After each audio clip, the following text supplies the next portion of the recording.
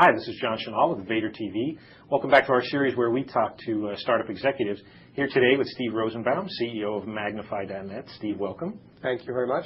Now, you guys are building a platform that lets other websites add video, find video, really organize video for their users.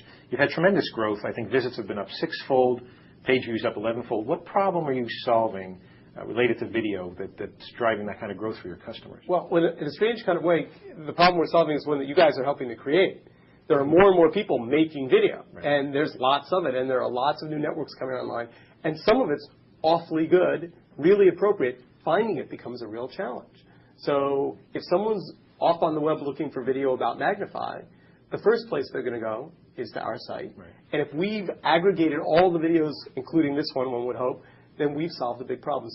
So discovery and creating context around video becomes a big problem, and one that we think we're solving really well.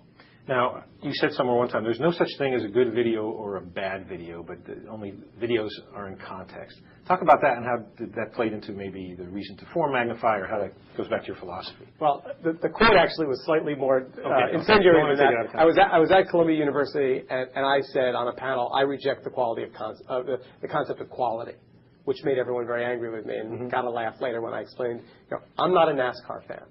So I don't know the difference between a good NASCAR video and a bad NASCAR video. And if you showed me 5 and said pick the good one, I would say the middle one.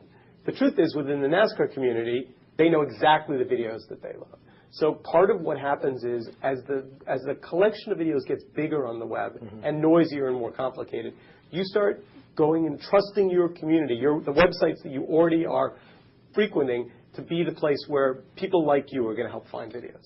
And so it seems like you're really using the social network kind of thing to help generate the user-generated content. In other words, help people who might like the same videos find it on their sites.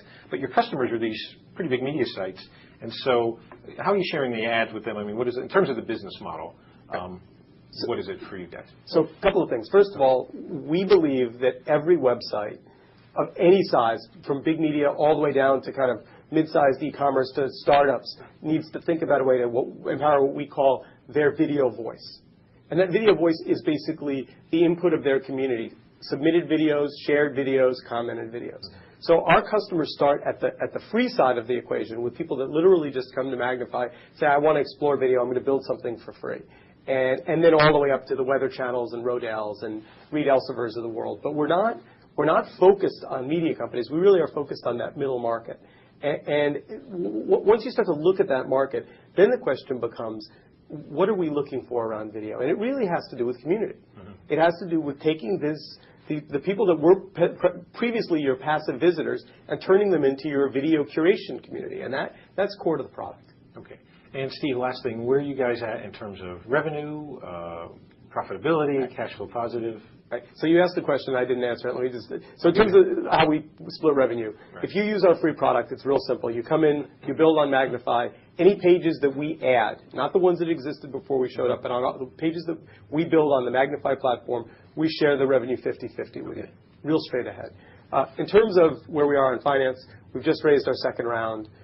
We're happily, kind of perking along. We're being careful, because the one thing I think that's a cautionary note here is that, it is early days in video advertising. And we tell people we're in the contextual text advertising business.